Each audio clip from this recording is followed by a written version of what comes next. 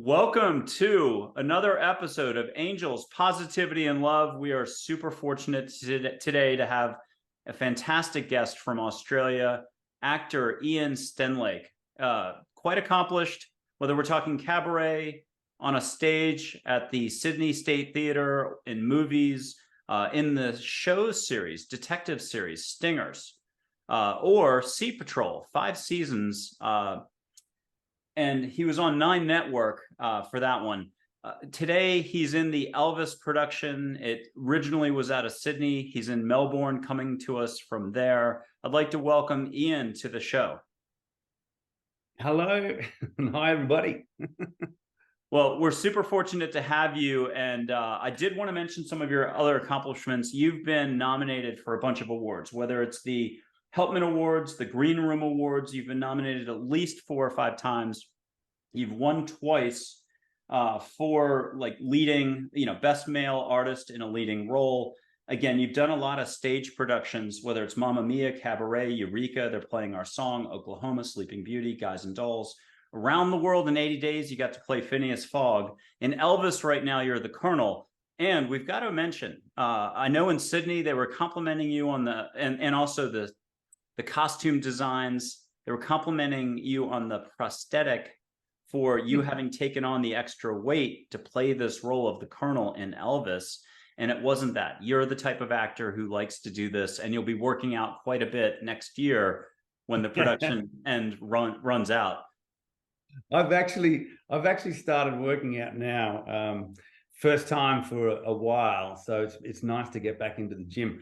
But my plan is there's about another 8 months, maybe 10 months of this show to go, and I do want to actually put on a prosthetic and so make it a little bit easier on myself. But at the moment, I'm enjoying doing the work and putting on that. I have extra. I've put on about 5 kilos, so I'm not sure what that is in pounds.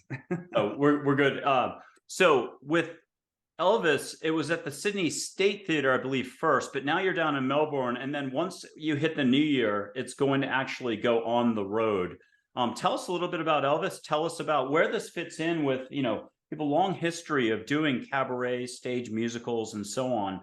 You love it. And tell us a little bit about your background there. Yes, so I guess I can't talk about my acting career without really going straight to Rome in Italy. I mean, and we talk about, we're on a show that's about angels and positivity, and I had an event and a situation that was just life-changing and incredible. And this was 1989. The Berlin Wall was just coming down, and I was backpacking throughout Europe with 3 of my best friends from school, and we were in a camper van. We'd driven from London across Europe down to Kitzbühel in Austria to go skiing on. We were skiing on Christmas Eve that year. And then we were making our way to go to Greece. We were going to catch the ferry to Greece. And we'd made our way down the east coast of Italy. And in a little town called Foggia, I decided that it wasn't working for me to be with my mates in this camper van. And they're great friends to this day, but their version of enjoying Europe was seemingly a little different to what I was looking for. And so I jumped out of the camper van, and this is pre internet days, and I said, look, I'll see you guys in London in 6 weeks' time. And I diarized this, I journalized it, and I was quite frightened and excited at the same time. And I was on a train going from Foggia to across to Naples. And I wrote down that today was the first day of the rest of my life. And I wanted to explore museums and art galleries and get a more of an artistic kind of vibe from Europe, rather than we were it was a bit blokey. It was a bit, hey, let's light some firecrackers and scare some pigeons in front of cathedrals. And that wasn't sort of working for me.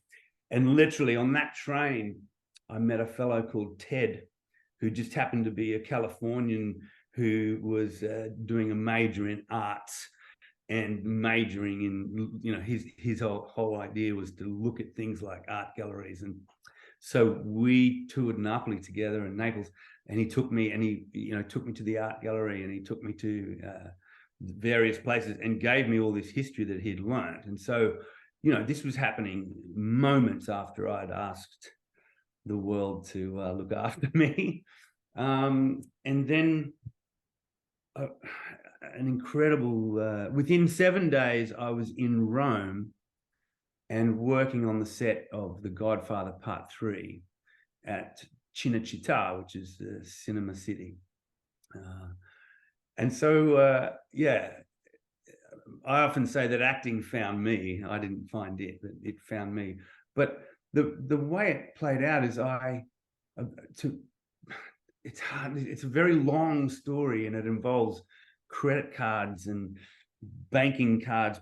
Before it was electronic, we used to slide cards. I don't know if you remember that. And I had run out of cash, and I wasn't going to have any more cash for some days. So I had to find a hotel that was better than cash only, but not so good that its banking system was electric, because if they checked my account that day, they'd realize I couldn't afford it. But if they did it by hand, then in a few days' time, the money would be there. So that's how I found Albergo Sole, which is a Hotel of the Sun, on Campo di Fiori, which is the Square of Flowers. And I'm in that hotel, and in the lounge room, and I met some Americans. And this one American girl said, she was chewing gum, and she said, I'm a stand-in. I'm working on The Godfather Part 3, and I'm Diane Keaton's stand-in. And I was thinking, wow, all right, this sounds amazing. And she said, see that guy over there? That's Frank D'Ambrosio. And Frank is playing Al Pacino's son. And she introduced me to Frank.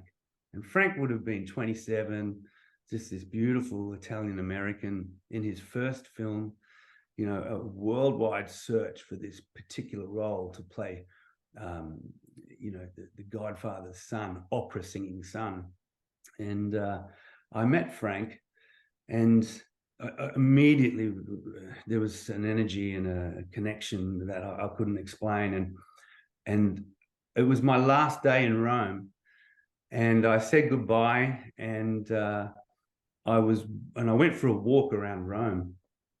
3 hours I'd gone for a walk, and I was thinking about Frank, and I thought, geez, I probably should have got that guy's autograph or something. And as I was thinking that, I was at the Spanish Steps, Piazza di Spagna, and someone tapped me on the shoulder, and I freaked. I thought I was getting robbed or something. But a tap on the shoulder, I turn around and I go, Frank. Frank, right? And he goes, yeah. Ian, right? And I say, yeah. And we immediately started talking, and we looked. Well, I pulled out my map, and I said, I've just done this walk, and I showed her from my hotel. I sort of did this half a circle, and Frank said, well, I've actually just done the opposite, and his walk for 3 hours went that way, and mine went that way. It was, and made a total circle, and met at Piazza di Spagna. And talk about angels. I believe he's an angel. And it changed my life. He introduced me to acting, and it was amazing. Ooh, okay. So Godfather 3 is going on in Rome. You don't have a SAG card, as we say in America, the acting guild thing yet. You hadn't gone that far.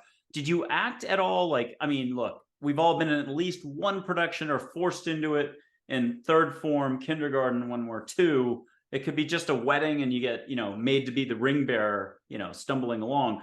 Had you had a lot of experience when you were much younger? Did you even have an inkling this is the direction you were going? It was maybe?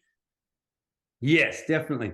There were inklings. I'm a preacher's kid, so my father was, my model of a father was someone in front of an audience, in front of a congregation every week. So, it was the concept of being in front of people was always there.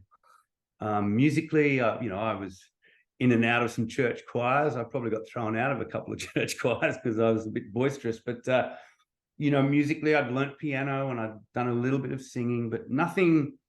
It seemed that growing up, all the creative energy somehow always got stymied or stifled. And then, particularly at high school, I was in year 8, the first year of our 5 years of high school. I was in a musical production of Brigadoon, but a week before we opened, I got glandular fever and I was out for 3 weeks, and that was the entire production. So, even that, and I was playing trumpets, and I had to get up in front of the school 3 weeks after I started learning the trumpet.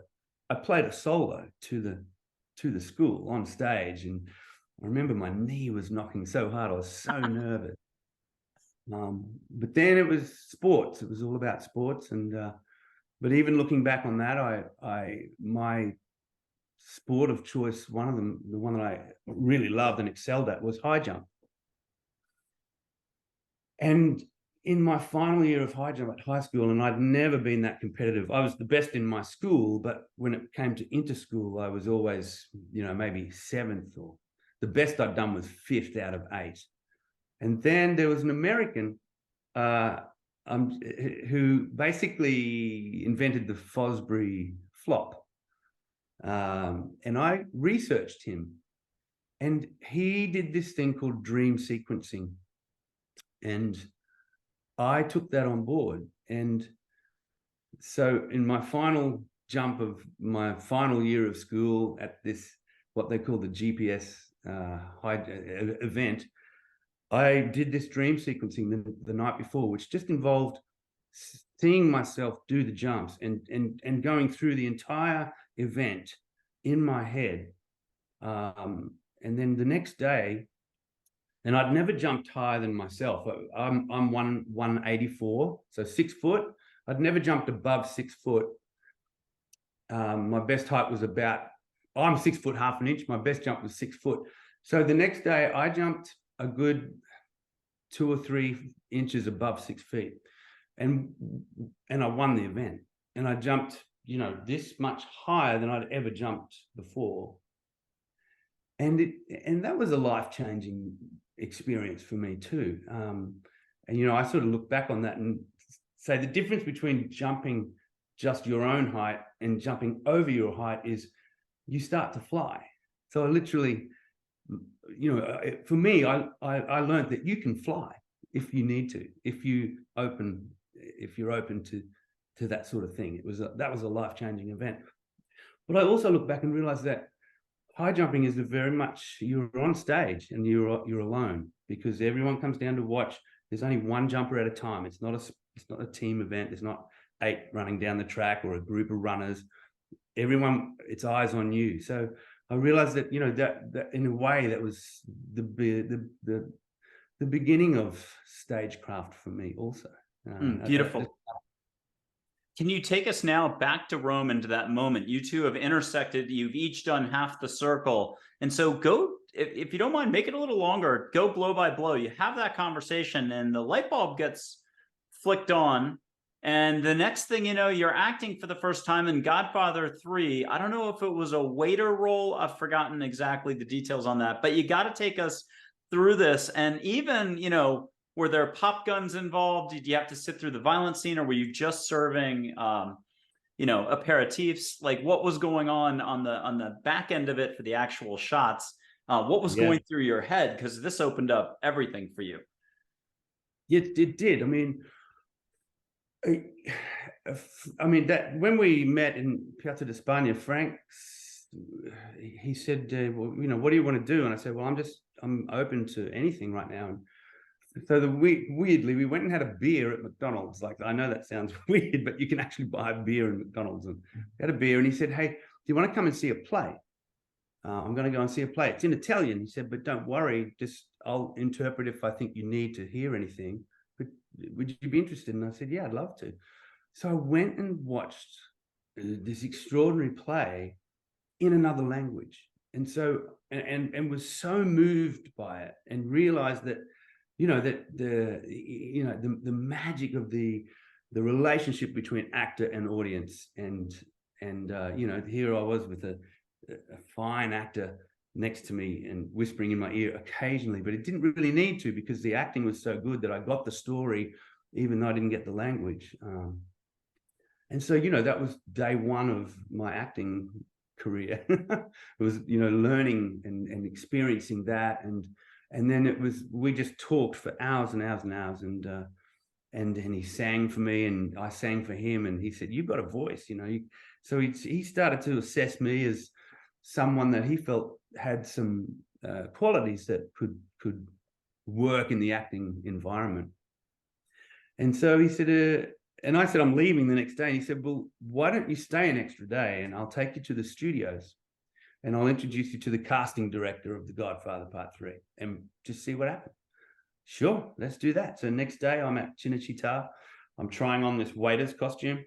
It didn't fit too well, but I said, "Yeah, it's perfect." It was a little tough, but I wasn't going to put anything in my way, And so, yeah, then the very next day after that, I'm on set working as an extra.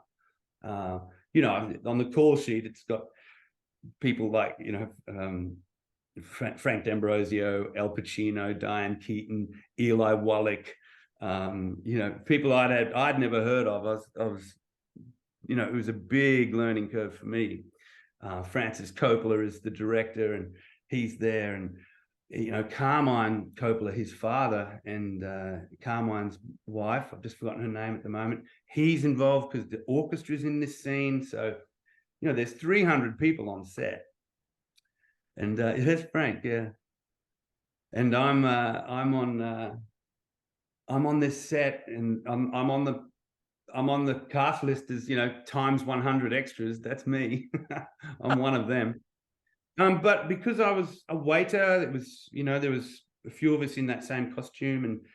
And the other thing that was happening, and I was quickly getting I was quickly learning about how a set works. And I knew that I was in a very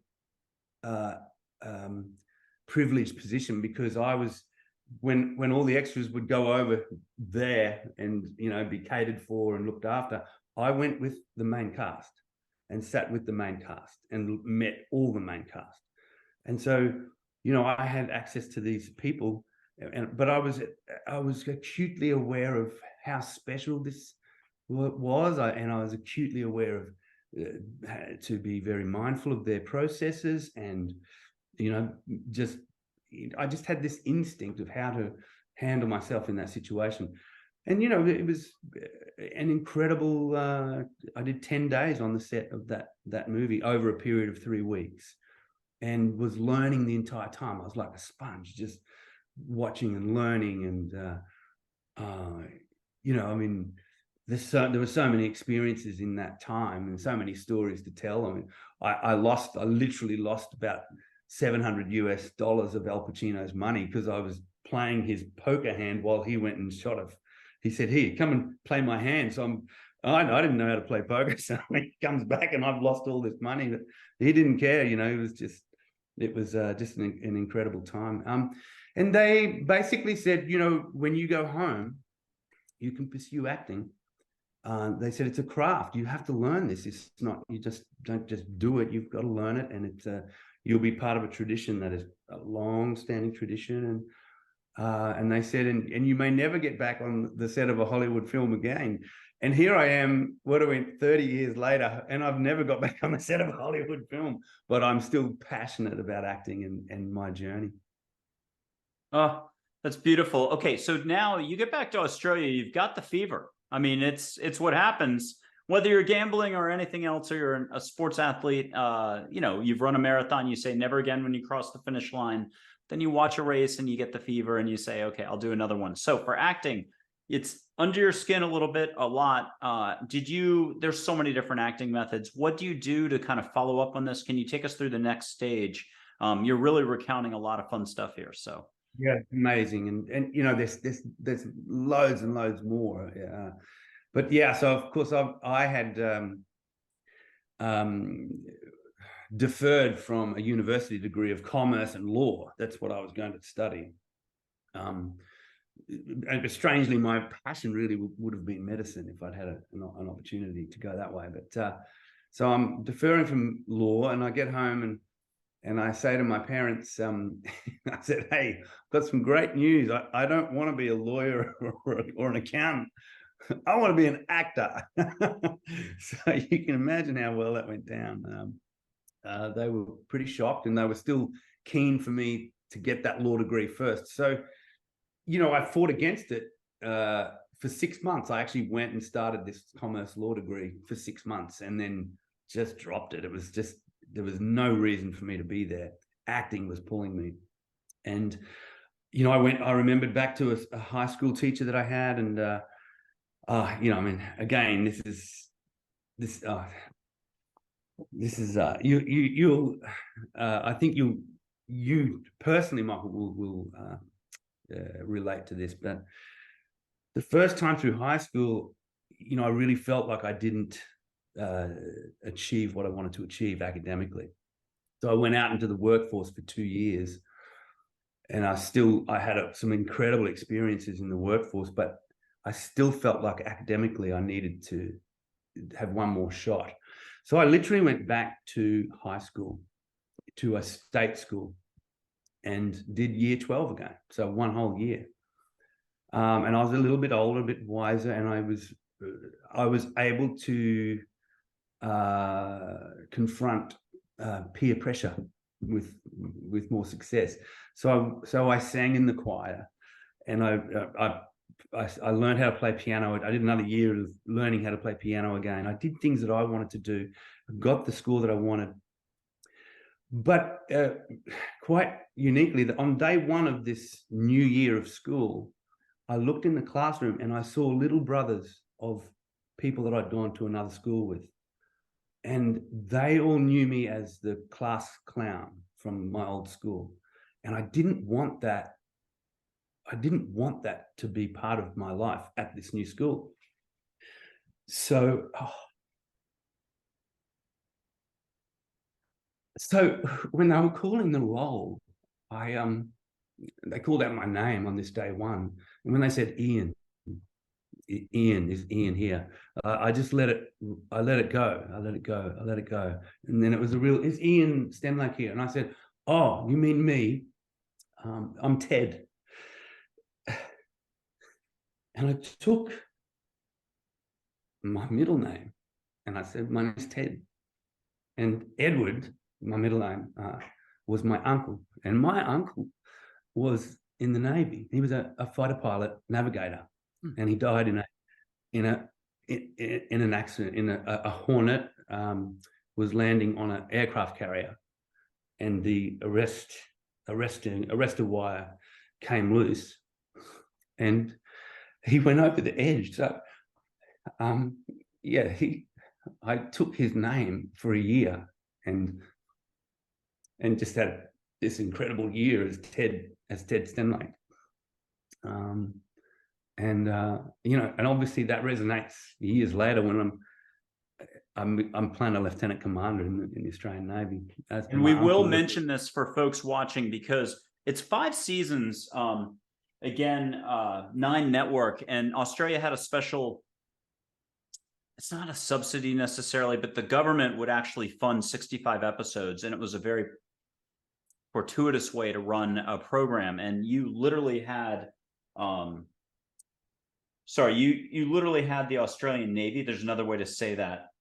We had access to the real deal. We had 2 months out of the 6 months to shoot the season. We were at sea with, basically.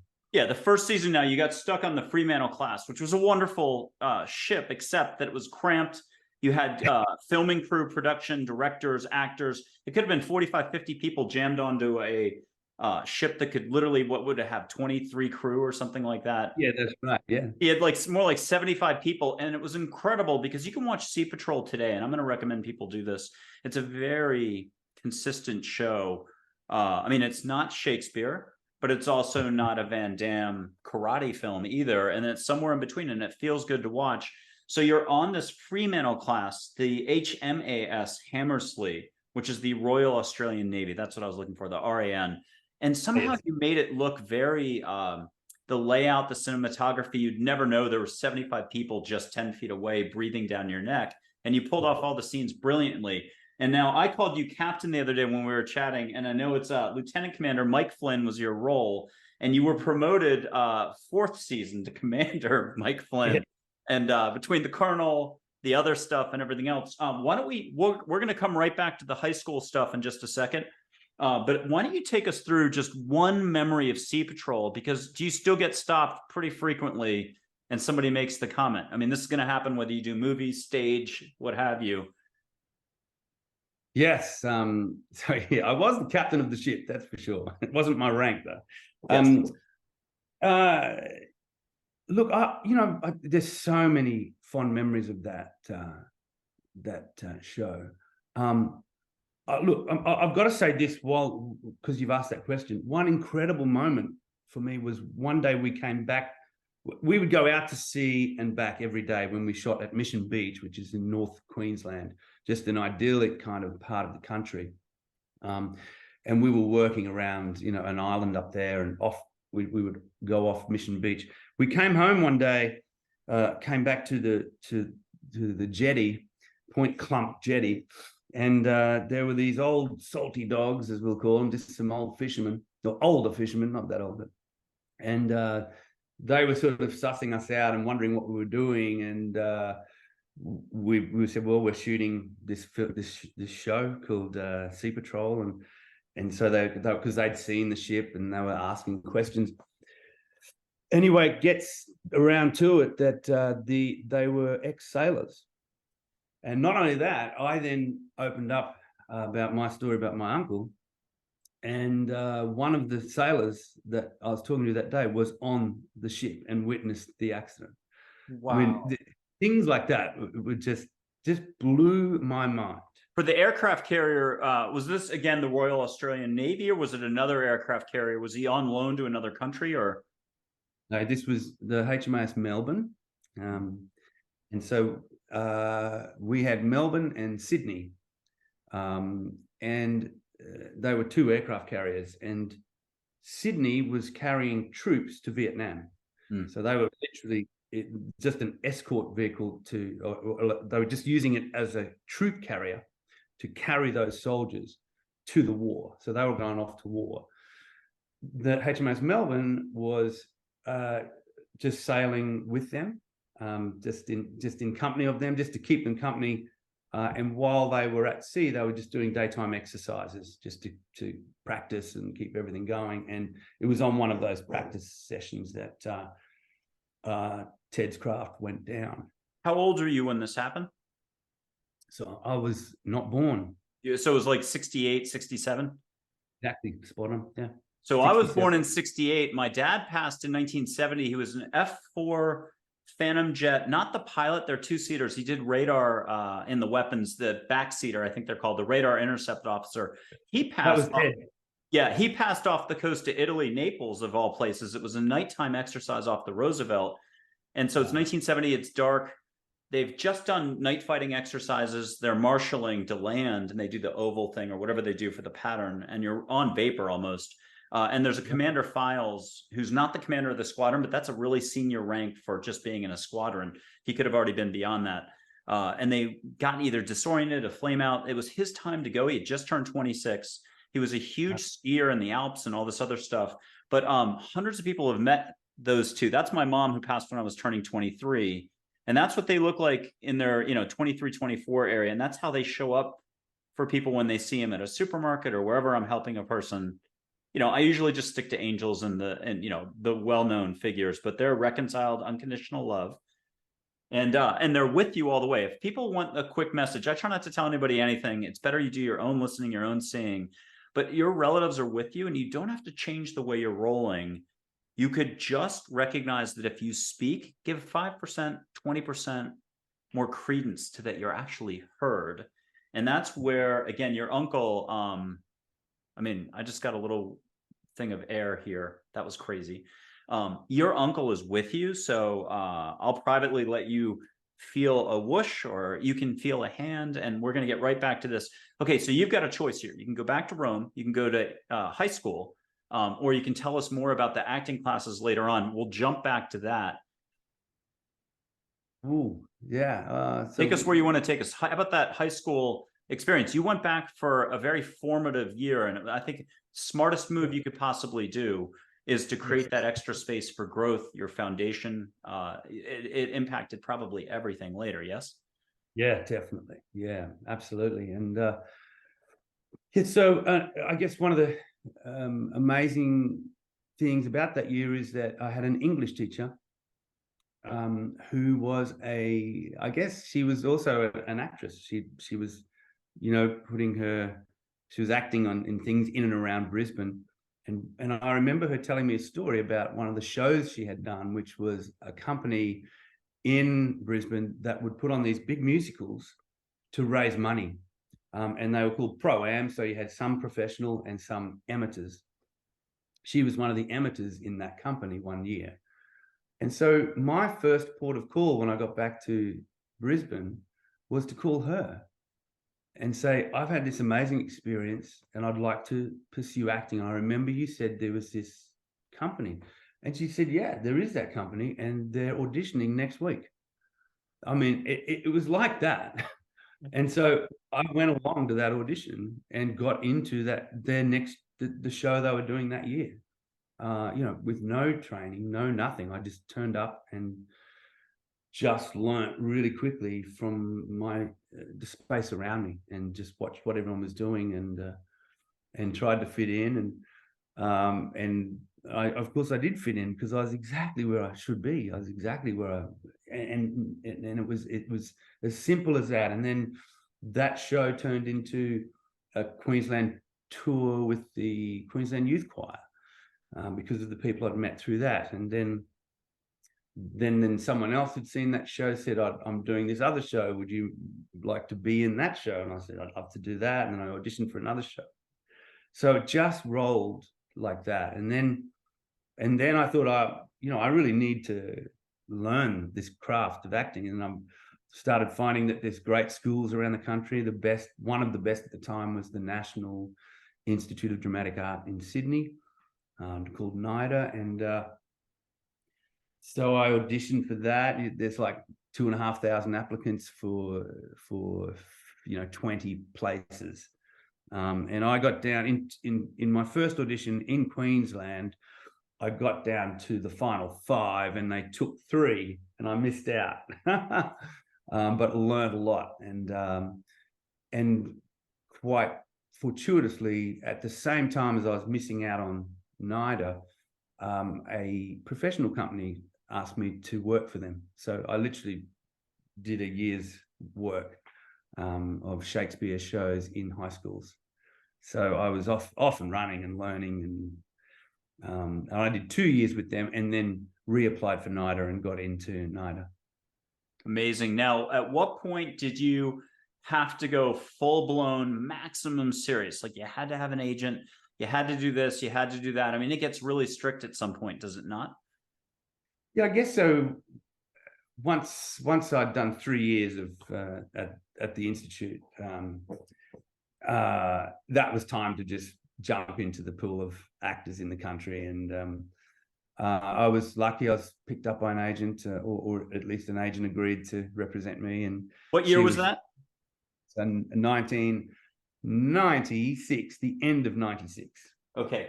So Stingers was around the corner. And again, that's a detective series you did from 1998 to 2002. And again, there you were Constable Oscar Stone, and plenty of folks. I mean, I was just checking out Stingers the other day. I forget if it was on Amazon, Tubi, somewhere, YouTube, somewhere. It's available. A little harder to find, but it's definitely a gritty detective series that only Australia can have. UK, Australia detective series. If people have not checked these out, there's some just fabulous ones. Sean Bean is one up in the UK that is very little known. He escapes. He was an intelligence unit, you know, policeman type. Anyhow, so there's a lot of good material in there. Talk to me just a little bit about how you went. I mean, Stingers was a much larger production, very serious. Talk to me about the trajectory from acting, stage, musicals, and so on to getting, you know, more TV serial. Yeah, so I had done just before Stingers. I had done 13 episodes of a series called Children's Hospital. So that was really wonderful because I got to play that pediatric intern. You know, I mean, I thought that was wonderful that, you know, my very first television show was I was a medical doctor, you know, which was one of my passions. So, you know, I'd worked in hospitals, and so I brought a lot of life experience to that role, and just relished it. And unfortunately, it didn't go on, but it was. And I was learning a lot. I was very green, and you know, straight out of acting school and into an actual TV show. And I was learning as I went, but absolutely loving it. And so I had that experience, and then Stingers sort of came out of the blue because the role, the description of the role, I thought was not me at all.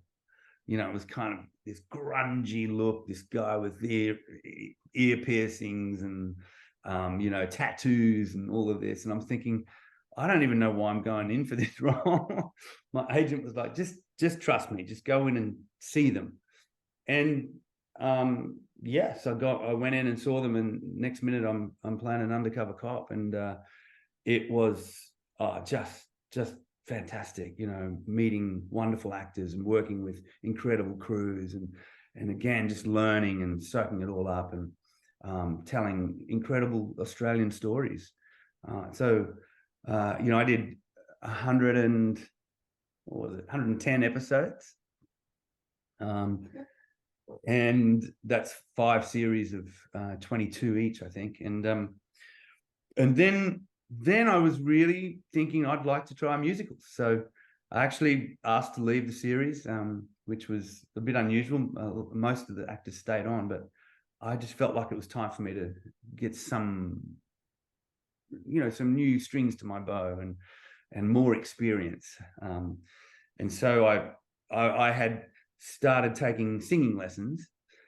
So in the final series of my final series of Stingers, series 5, each day I would drive to work, and I would be singing. I'd do a singing lesson, and I'd do that on the way to work and on the way home. And so by the end of that series, my voice had improved a lot, and I was ready to audition. And Cabaret the Musical was, you know, right there. It just came out of nowhere, and it was, you know, it was a Sam Mendes production, so it was a great thing to be a part of. I didn't get to meet Sam, unfortunately, but his team that plugged it in were wonderful. And, you know, there was 400 shows of an incredible musical. So that was 2003. And then after that, was it Eureka, or They're Playing Our Song, then Eureka, something like that? And you had a lot of those. Yeah, it just sort of rolled on. So it was terrific. And, you know, I had really found, I mean, I've loved every single job I've had. So I've just been very fortunate, I think, that that's the case. And, you know, and here I am again in a musical, but the first time I'm not really featured as a singer in this musical. It's just an acting role, which for me is fantastic.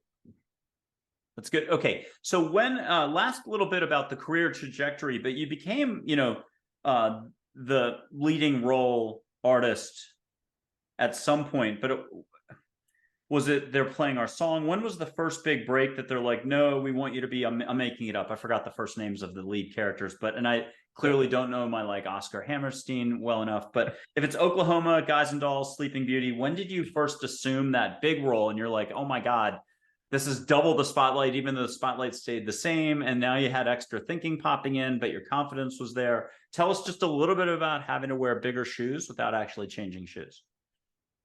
I think it's strange because Eureka was probably a moment for me. Eureka was a brand new musical, brand new Australian musical, and controversial to a degree, and it didn't succeed. But I had to step up, and the director, Gail Edwards, you know, she encouraged me and she guided me, mentored me, and said, "You need to, you know, you're not just playing a role now; you're leading this company. You need to be here. You need to turn up." And you know, it was a great learning curve for me. Yeah, I mean, step by step, you know, I think someone was likening an acting career is like becoming a concert pianist. You don't do it overnight. You don't do it in a year. You do it. It's a culmination of 30 years sometimes, and that's what I feel like is, you know, I'm consistently learning and consistently needing to grow, and this industry gives me everything I needed as a human being, and that was a continuous sense of growth. I need to always be challenged, and this does it. It showed up on the Bridge of the Hammersley, I got to be honest, because you would hold the scene and just make that action dynamic. You were that, if it's one of those wagon wheels, you were the center point. No matter what was going on in the action, people need to check out Sea Patrol. Again, you're on the Bridge of the Hammersley. They upgraded, by the way, after season 1. Thank God for you guys. To the Armadale class. Now, they weren't without design flaws in the hull, just so people can go Wikipedia any of this. They can Wikipedia Ian Stenlake. They can go to his website. That'll be in the fine print below the video. You had a lot of amazing actors. Some made the decision after, I think, 3 seasons to move on. 4 of them, just because it's what happens. Some people feel like they're going to get pigeonholed in a certain way, and they want to go explore, spread their wings. If we did a quick, if it's a game show and we did a lightning round right now, you have 4 people that you can bring with you from that cast. And this is going to be an all expense paid 2-week vacation on a island. It's just going to be the 5 of you between Exo, Charge, Buffer, Spider, Nav, Swain, RO, ET, 2 Dads, and Dutchie. At least pick 2. Who would you take along that are your buds today, or you'd be excited to reconnect? Who out of these guys would you, or and you can pick anybody else from the cast too. Who are your favorite? Look, you know, I genuinely love them all, but Buffer, the original Buffer, Jeremy Lindsay Taylor, and I shared a special. Yeah. He was tough, very tough. Special bond, and yeah, he gave me strength. You know, he was great. Oh, he was really awesome. And you know, they're going to have to revive it at some point. And guess what? You'll be promoted to admiral, or at least captain, or, you know, rear admiral or something, because, you know, enough time will have passed. And they'll have they're going to have to negotiate, though, with the Royal Australian Navy. That's the one hitch on this whole thing. Somebody's got to buy the rights, restaff everything, or recast everything. That would be big. We actually, they did try to do a spin-off series when we knew that we had to close down. Our producers quickly put together a kind of a what do they call it, a bible of a new series, of a spin-off series, and we were going to go undercover.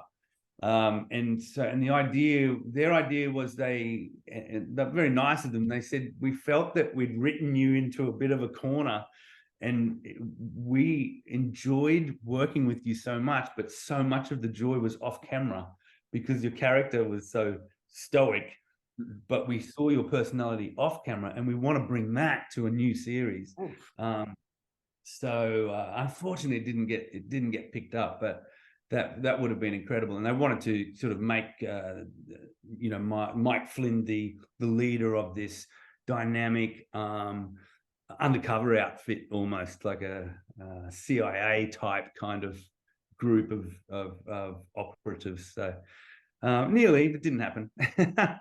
Okay, so early in the season of this show, Angels, Positivity, and Love, at the beginning of 2023, we had a Born in East Germany, German citizen after that, and naturalized in America. So she was originally a Berlin State Opera ballerina, so world class, Swan Lake, everything else. And then I think it was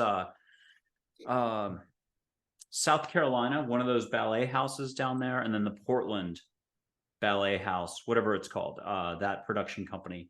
And so again, world-class ballerina. We had her on the show, and she shared as an artist, a performer, what she would do in Berlin. Now, in her life at that time, she had little things happen, and she was totally in the creative flow, but she would go hours before the crowds could come in, and it was still just a few people around, and lie on the stage and look up. And if you know this Berlin State Opera House, it's majestic, and she would see movement.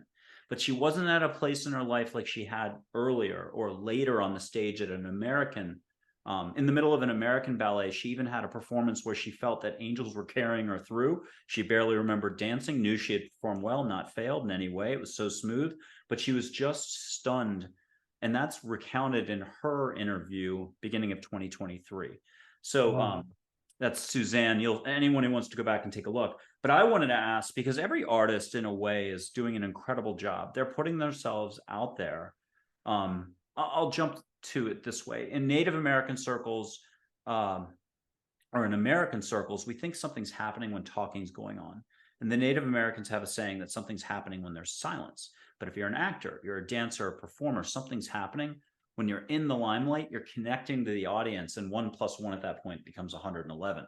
So she shared those stories, and I'll never forget that. That is a beautiful episode, kind of caught on camera.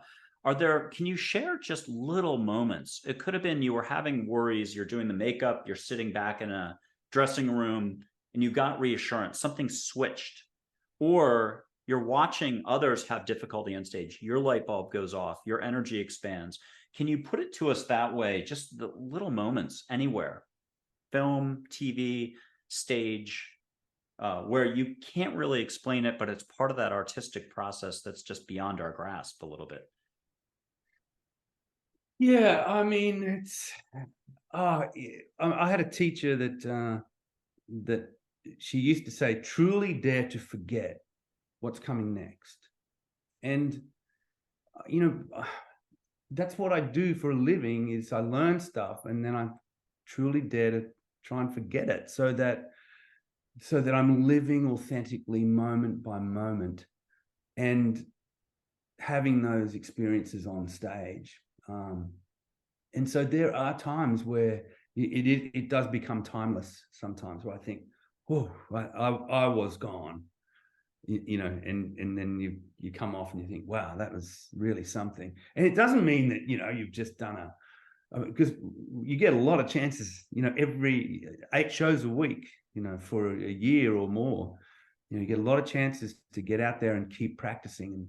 And yeah, I mean, when you get it right, it's just, there is just this sense of exhilaration.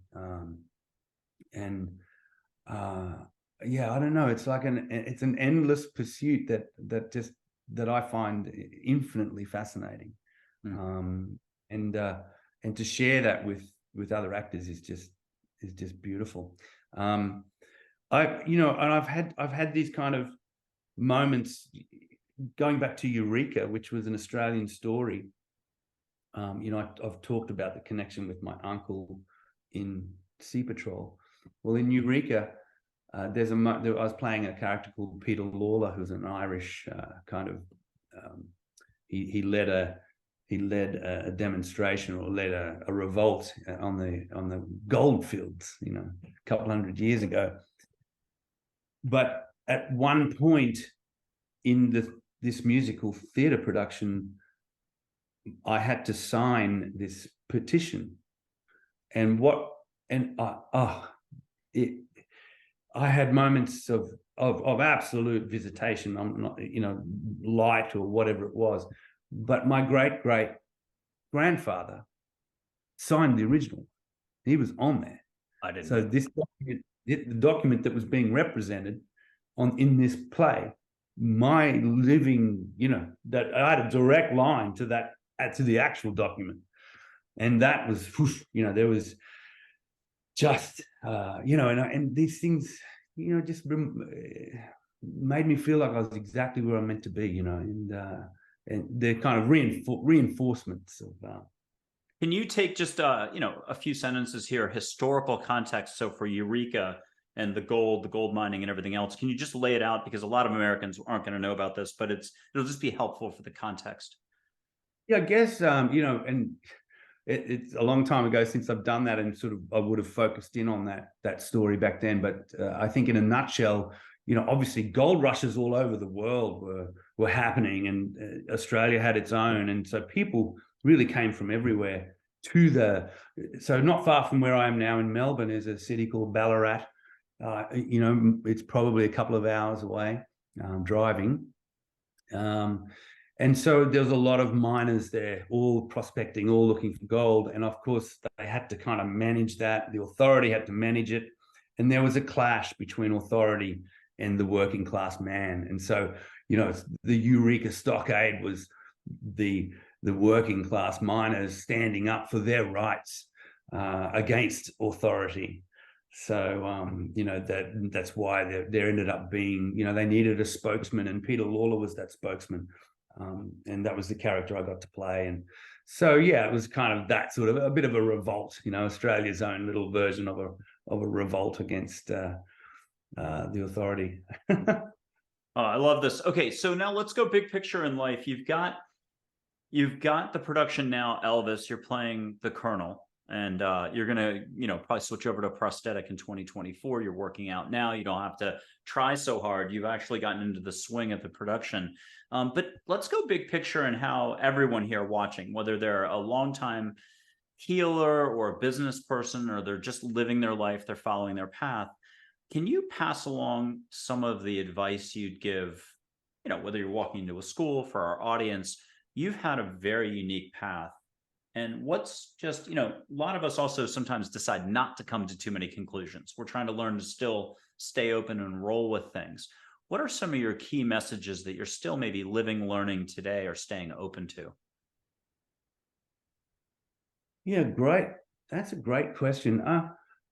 I feel like the last few years have kind of been a journey of being present in the moment, not, and getting that understanding that,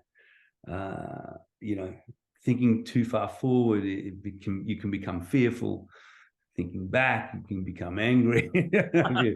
You've got things that you wish you didn't do, or whatever. But if you truly stay in the moment, you can find incredible peace, and that's been a journey for me. This has kind of reminded me that my parents told me at some point in my life, and literally told me just the last time I visited them, which was about a month ago, it just in a general little storytelling session we had with them, Mum reminded me that when I was very young, Mum and Dad came into my room, and I told them I was seeing angels. And Wow. And I was not well, but I said I'm going to be fine, because they told me I'm going to be fine. And so my parents have reminded me that. I said, "Can you see them? They're there. They're there. Look, they're there."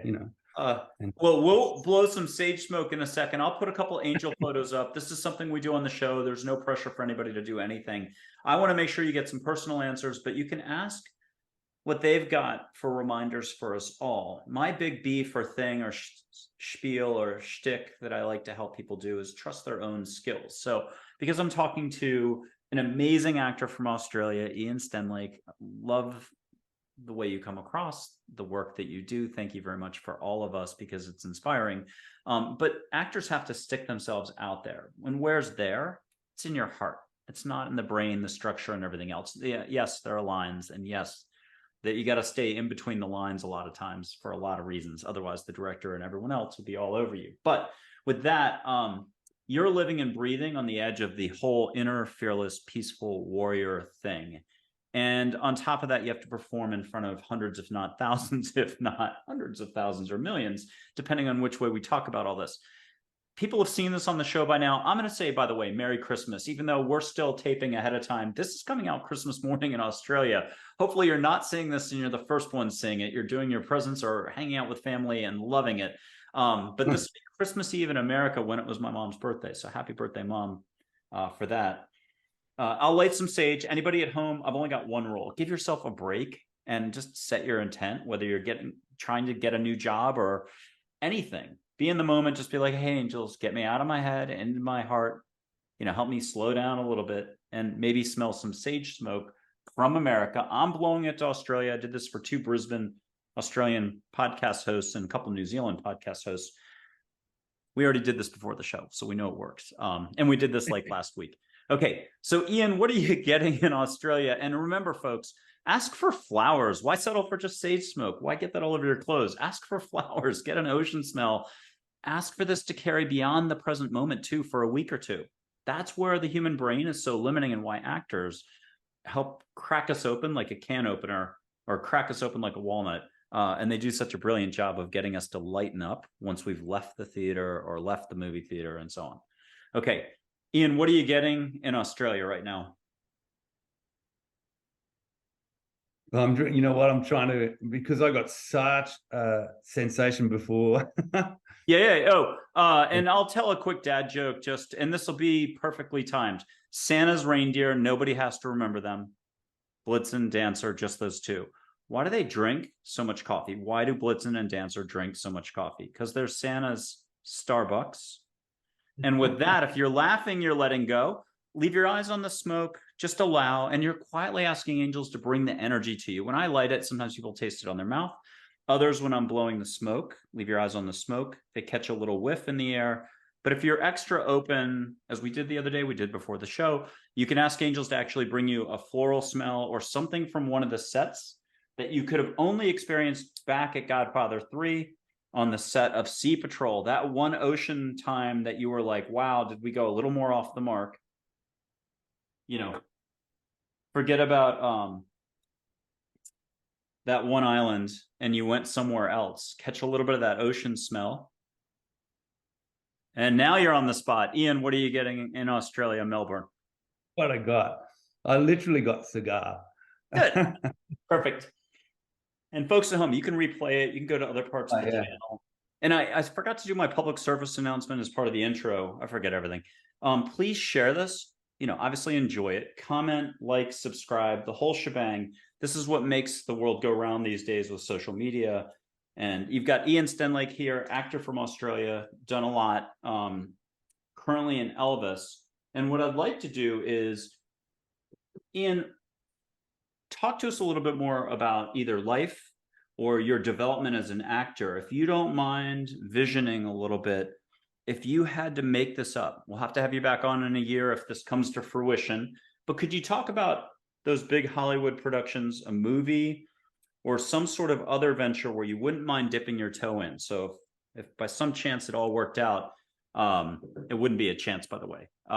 Lay it out for us, a little bit of the vision of what could be coming around the corner if you wanted to just keep expanding. Yeah, so definitely film work would be where that goes, or direction, or actually crossing the floor. Just for the very first time, I dipped my toe into actually passing on some of my knowledge. So I've had just a couple of students this year. Oh, beautiful. Yeah, because it's almost like I've literally found the process of acting so mysterious myself that to actually articulate it has been difficult for me. I've not wanted to break down what I'm doing and put it into words, because I like just it's almost like it's too much. It's happening and there's too much and I don't want to break it down. I want it in its entirety. And I want that to flow through me, rather than going, well, this is what's happening now. This is how I'm doing it, rather than breaking it down. I've just really relished experiencing it. But having said that, it was nice to touch on that with a couple of students this year, one at the end of last year and one at the end of this year, helping them progress their careers. So And that's a beautiful lesson, because in opening up and doing that, you learn it isn't the way you thought it was for any resistance to it. And it allows you to broaden out and experience more and do more as well. Okay, let's do this. I'm going to put a few photos up. Maybe a couple Native American chiefs after that. We'll let you pick anybody if you wish. Keep anything to yourself that's private, your life. But I'll put up the angel photo Joy. And if you wish, just ask, hey, what do I need to know in life right now? Get a hug. And if you are on a roll, ask a reminder on a topic that you could talk about, either acting wise or something else that's inspiring for us, or just some advice she has for all of us if you wish to share. If not, just say got it for your answer for your hug. Yeah, definitely got the hug. Good. And if you want, get a word or two. It could be about your career path and a quick story that you're like, oh yeah, I forgot to mention that time I played the piano with Al Pacino. Kidding.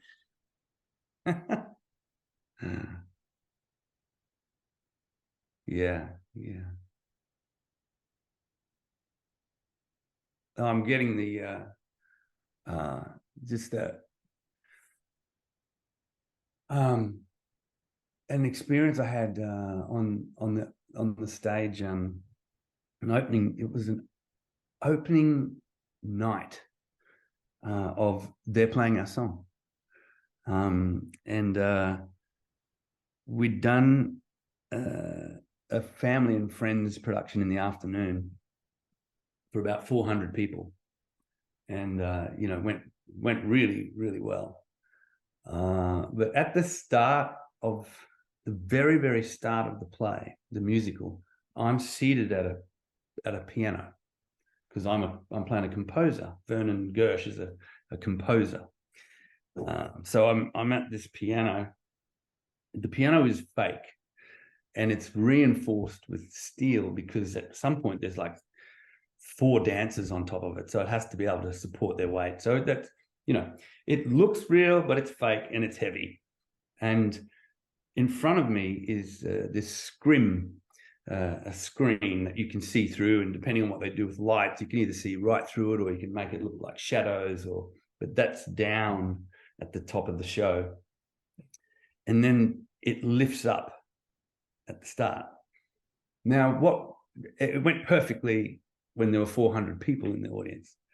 But what we didn't know, what nobody could foresee, that when it was full, when there was 1,200 people, the air pressure of those people pushed the scrim upstage, so that's towards me. And at the bottom of the scrim was this metal tubing, which keeps the tension on them. And that tubing wafted up towards me. And as it lifted up, it caught underneath the piano. So the grand piano, it caught underneath it and just lifted it like that. And then released, because that's how it came away naturally. Then that piano slammed down. Oh my goodness. Right there, like bang. And so I had like a pencil and a manuscript and a cassette recorder. They were my props that were sitting on top of the piano. So as that piano went up, the props slid off onto the floor. The conductor, who's on stage with me, but he's further upstage and he's got his back, he hears something fall on the floor and he's thinking, oh, this clumsy actor, he's already dropped his props. And then this massive bang as this heavy piano crashed down. And I was so thankful that it didn't hit my legs or anything like that. They were it cleared them enough to do that, but it slammed down, made a massive noise. And 1,200 people, I looked out, 1,200 people just went, so it's funny because their air pressure caused it, and then they sucked all the air out of the room as they just went, oh. And I literally wasn't sure what to do, but I got up and just took a bow. I just got up, took a bow, and just relaxed the audience. You could feel them just breathe again. And I picked up my props and I said, I have a manuscript, have a pencil, have a tape recorder. I will begin. And then just got on with the show, and it was the most amazing night. Like, it was great. And they made sure that that did not happen again, for sure. And one of my mentors is not with us anymore, Billy Brown. He would have said, or he did say that, you know, that's the theater gods looking after you. That was, you know, that was relaxing me. That was getting me out of my head and into my heart by having that. You know how you use jokes and stuff like that. Well, that was, you know, that was a joke for me to get out of my head, into my heart, and relax and just go. And it was a wonderful night. Oh, okay. An angel who's a little bit older, Charlotte. She's been around the block. If you like ancient Egypt, it's her, but she's everybody's favorite school teacher from childhood, third form, third grade. If it was Mrs. Wilson, Johansson, that's her. And she's here with words meant to help you expand. So get a private answer, get a private hug. Anybody at home can put their hand up to the screen or just turn it up in their lap. Feel her energy through 2 screens wherever you are. And I always say unofficially breathe through your mouth. It's just an extra form of letting go. 1 millimeter is fine. And if you want, she'll give you a little reminder about another something or other. And just say out loud when you get it. Anybody who's really gung-ho and they're already sailing through everything, ask for a flower scent, an ocean smell, someplace that isn't out your front door that you'd be like, wow, that was nice. And if you want, you can ask for sage. You don't have to light it to actually get the sage. It always clears out the air. I mean, it might be more traditional than that, more Native American tobacco, sweetgrass, juniper. It really comes down to, for everything in life, what will you allow for? Are we living enough? Are we slowing down enough out of what we know that usually limits possibility to just breathe a little more, live a little more? I mean, she said, and I think all angels say, 7% less thinking a week is the Olympic gold medal. And good luck with remembering to remember, if you remember, when you remember. Back to Ian Stenlake. What are you getting from Charlotte that could be a good, fun piece acting story for us? Oh, well, yeah, she was saying, let go, let go. Yeah. Is it the constant refrain, literally through decades of acting?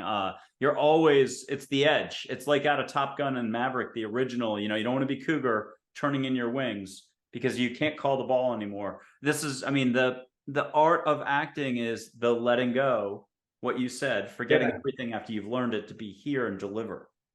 Yeah, and there's a really great technique in improvisation, and it's just 2 words, and it's yes and it's such a you know, it's a technique, yes, but it's also a great life plan, you know, because it doesn't block. It's just yes and not no, never no, never no. Just, you know, it helps you move, and it helps you keep moving forward. And you know, I'm constantly amazed when there's parallels of the, you know, the pursuit of the moment in my craft is also the pursuit of life, and to help that is just always think yes and. I love it. And you even worked in an extra yes and when we go back and watch this, you'll see it. It was beautiful. I'm going to put up just 2 more figures for you. Audrey Hepburn, because she's a famous actress, but she's an angel, believe it or not. Just let it be. But this is the photograph. I think it's on the front page of my website, the first page. Go down, you'll see Geronimo. He'll be next, the older photo of Geronimo. But historical photos can move, and we know they can't. Static, you know, they're photos. They're one-dimensional. Nah, there's no limits in life. What will you allow for? Think of Ian's stories, his inspiration, and maybe before bed. We all fire off our energy one way, except actors kind of, you know, pay attention a little bit more. And so you can make your request, but just trust a little more you're actually being heard. And I will add one thing that I know.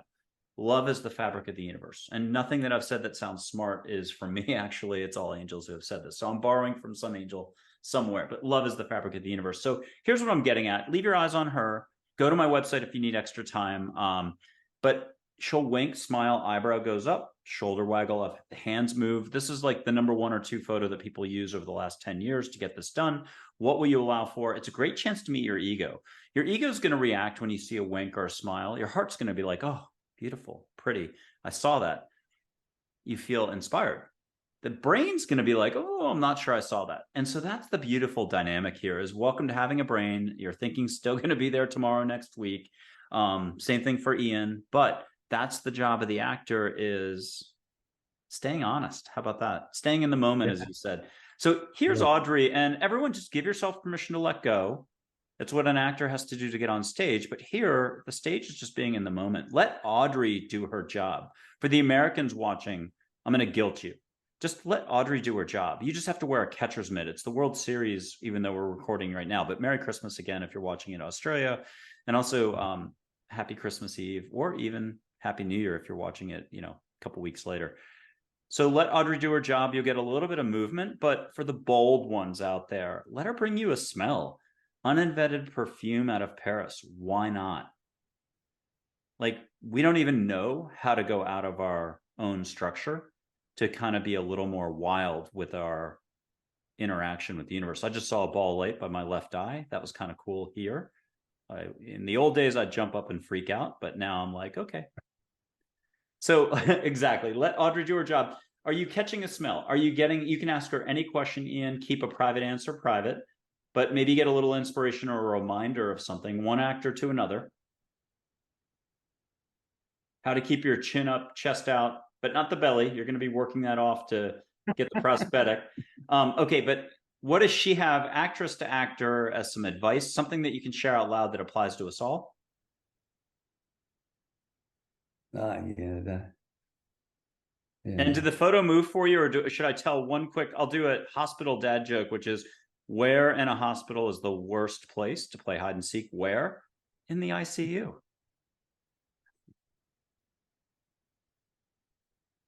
Okay. What do you get? What can you share? And at home, remember, just give yourself a break. If you have to go take a shower, walk the dog, push-ups, yoga, do it first thing in the morning before you wake up and have the tea and coffee, before you can remember your name. Okay, Ian, tell us what you got. It's funny. I was reminded. Look, love is so important, and if you choose love, you know, consistently, you know, the path is the pathways open up. It's the opposite of fear for me. You know, love versus fear. And I was just reminded that you know, Frank D'Ambrosio, who you know, I think he's an angel. You know, I literally, it's weird. I feel like he is. He's like this. I don't know if you can be an angel and a person at the same time, but he reminds me of that. And one of the things that he blessed me with when I met him and was contemplating going home and changing my life completely, he just basically said, Ian, opportunity, there he is, opportunity is not a lengthy visitor. So when she knocks, are you going to let her in? I love it. Yeah. And here he is from The Godfather again, because this is how most people are going to remember him. Yeah. And he went on to play, he was basically the longest running Phantom of the Opera in the world. He played Phantom in San Francisco for, you know, 3,500 shows or something like that. Oof, I did not know that. Yeah. So, and he's still singing, and yeah, he's great. Francis Ford Coppola said to me and wrote in my diary that things are never so bad that they can't improve in an instant. Oh, I like this. These, okay, you get a bonus one. This is my guardian angel. It's a silhouette. She's like a Pacific princess. Long name out of 170 figures, the only one you can't pronounce, but Min, like Minnesota, Lakota Sioux word for water, Min, M-I-N-N. Awala is a Polynesian morning glory, you know, sweet potato vine with morning glory flowers, but it's also Ua and La, like Hawaiian, La, Ua. It's rain, sun, sun, rain, rainbow. So her name is Water Rainbow, Water Morning Glory. Just call her Min. Here's a silhouette of an angel. I've got a white ball of light. She's the cover of my book with Charlotte, 2 metallic balls of light. So it's not about the photos. You don't need a photo. And that's a big point. Plus, you can just see them full on with your eyes open out the window, or full on humans who are holding the door open for you, interacting. So yes, they can do pop-ins, but sometimes they do a stint. Charlotte's done a turn as a human. She has as well. If you listen to them, take everything with a grain of salt. But anybody who wants an ocean smell now, And I take people surfing. I don't tell them anything. They surf like Kelly Slater. They close their eyes. I had two show hosts, one in California, one in Florida, who I was the guest on their show. When they went surfing, they could see each other. And they're two different states where by Zoom, they're sitting there with their eyes shut and they're surfing like just amazing waves. One of them jumped off to swim with dolphins. This is one of the ones who makes that possible. And so go ahead and get what you'd like. If you want to get a nice reminder from Sea Patrol where the angels were looking out for you, that would be awesome. Not to put any pressure on you, but you know how many episodes you did and for how long. There had to be a moment where it was either fun or it was the ocean, something. Yeah. Okay. Yeah. I mean, one of my favorite mornings was I was in Mission Beach, and I got very early in the morning, just pre-dawn, and just the sun's just coming up, the birds are singing. I've actually my phone recording message, if I don't answer the phone and you get through, is recorded from Mission Beach. It's still there, so you can hear the birds. And then I was picked up in a car and driven to the Clump Point jetty, and so then I was went to the end of the jetty, and I jump into this kind of just like a boat with a big engine on the back, but it's just an open hull boat, like a little fishing boat, but with a good engine on it. And so we then scream across this glassy water towards this beautiful island, Dunk Island, and then we end up at this catamaran, which is moored. It's sort of at anchor just off the island, and then I have some breakfast, and I get my hair and makeup done and get into costume, and then I jump into a $250,000 rigid hulled inflatable boat that has a rocket fueled engine in it, and that screams across the water to this Australian Navy patrol boat, and I jump off the rigid hulled inflatable boat, yeah, and I jump onto this massive naval vessel, and I've arrived at work. That's a pretty nice way to go. Forget Manhattan, forget San Francisco, forget Paris. And I say, oh man, forget peak hour traffic. I'll take that as a way to get to work any day. Okay, one more figure, and then we'll give some consideration if you've got, and again, any sort of wrap up here, advice, or reminder for folks that it's never quite what you think it is. You did not know in Italy. You did not know at different stages of your life how quickly, like this, everything could move in a different direction. And it's not because you were younger looking for a career. It's actually how life works in every single moment. You and I and people watching are going to be like, but, and I'm not sure about that. And my situation is, my problem is, I mean, I've heard it all by now. You don't know about my 13 kids, my 15 dogs, my 6 different types of illnesses, and I'm not making light of it. We have details, but it's not about the details at one level when you get down to your heart and doing love. So speaking of which, I've got a tiger here. It's Geronimo, the Native American chief, unconditional love. But the older photo of him is a kitten. And he's action, action, action, dry wit. These figures speak all languages, all dialects. You're from India, it's Telugu, it's Hindi, it's English, it's whatever. You hear it your way as well. Forget the dialects. You have 9 billion trillion thoughts that you've had your whole life. They just know how to navigate your privacy. They don't want to interfere. So that's the one thing, is just, you don't have to know how to do this. Just be like, hey guys, sock it to me. I could use some help. It could be dream time. Get a good dream. Just be willing to put yourself out there for 30 seconds and then say, hey, reach me the way I need to be reached. It might be signs, a feather left at your doorstep. Who knows? Don't let it be a cat bringing the mouse to you. That's not necessary. Okay, so here's Geronimo, and people can smell the sage or sweetgrass or tobacco or desert pinon. They don't need to see me lighting anything. I'm not lighting anything. Put your hand out to the photo, feel something if you want. Ask for a hug, get a whoosh. Let's juggle 6 balls at once. Pretend this is acting class. Let's do it. The brain can only block 1 or 2 of those juggling balls. The rest will get through. So let him do his job. He talks like this, slang, yeah, nah, duh. You already know the answer. Just do it. Whereas the other 2 chiefs, Still Knife and Red Shirt, are much more formal, proper, yes, no. So with that, leave your eyes on him. Let him do his job. I was about to say Mike Flynn's about to get a reminder, but it's Ian Stenlake, the actor. Absolutely get a reminder on something, and anyone can get a boost of it's okay, and really feel a grounding, a presence of just wow.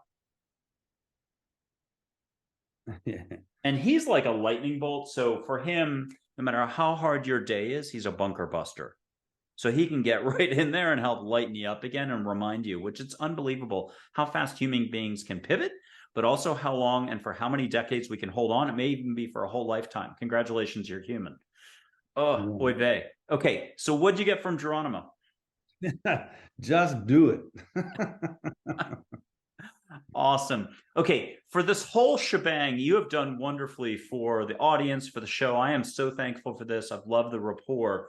What can you leave us with? I loved what you said about truly dare to forget. You've done all the work, but now to truly bring it to life, it's almost like you've got to let that creative flow happen, connecting to the universe, everyone in the audience. There's something, je ne sais quoi, but what can you leave us with here as sort of a recap?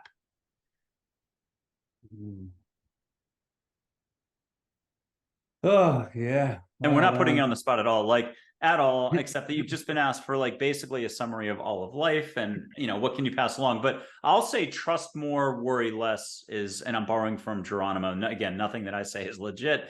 It's all angels and chiefs. Yeah, I'll leave you with this story. Oh, yes. It's a couple of little stories that knit together. Look, I hear things and get messages, and sometimes you don't act on. I'll tell you, I didn't act on it the other day, and the message was as simple as, "Hey, you need a spare key because you're going to lock yourself out." Did I act on it? No. Did I lock myself out? Yes. And it can be that obvious sometimes. So one of my messages is listen and don't ignore those little things that come in. But I remember two instances in my teens. So and one of them, they were very profound moments for me in my life. The first of which was and this is sort of like the key message. I was working in my school holidays at my friend's dad's warehouse. He was renovating. So he was basically pulling down some petitions, some office petitioning. And so, we were just, I guess we were like grade 13, 14, something like that. And so I've literally said to my friend's dad, and he's standing there, and my friend's standing there, and I said, we really should be wearing hard hats. And and he sort of laughed it off a bit and said, yeah, we probably should. Now, within a minute or two, a beam, a heavy support beam, was hit with a hammer. So it was like that. And so it came straight off and dropped. And it dropped straight on my head. Straight on my head, just bang. But I was dead straight. It was straight. It didn't clip me and take skin off on the way down. It literally bounced off my skull. And my friend's father thought, well, he's going to drop, something's going to happen. Nothing, absolutely nothing. I totally absorbed it. Did you get a little help that day? Yeah. And I literally just looked at him and I said, I told you, we're hard hats. It was simple as that. Like, he thought I'm going to go to hospital, and it was nothing. Now, I don't know, but just a couple of years ago, I had a scan for various reasons, and the doctor just said to me, "Look, you might want to mention this to your GP or your family doctor, but at some point in your life, you fractured your C4. So at some point, my C4 was fractured. I don't know when, but they literally just saw that. So, and I don't know whether that was that moment, and nothing came of it.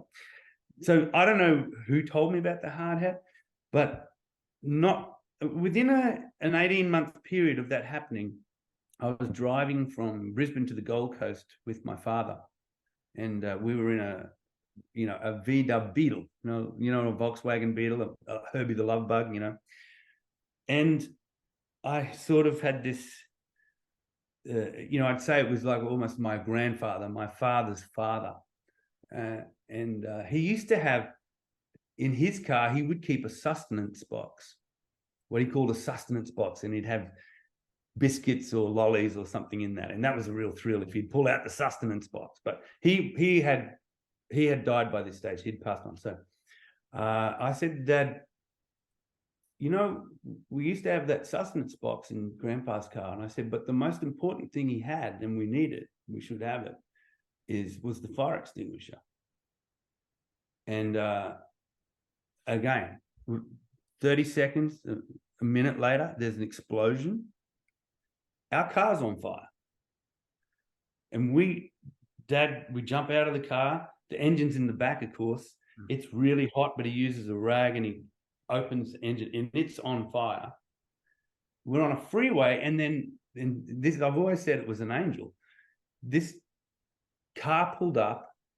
This guy just came out of nowhere, came to the back of the vehicle, poured water on it, and he said, you shouldn't put petrol, gasoline fires out with water. You should use sand. That's all I've got. And then off he went. Oh my God. I mean, it's like, it was like, I remember going, what just happened?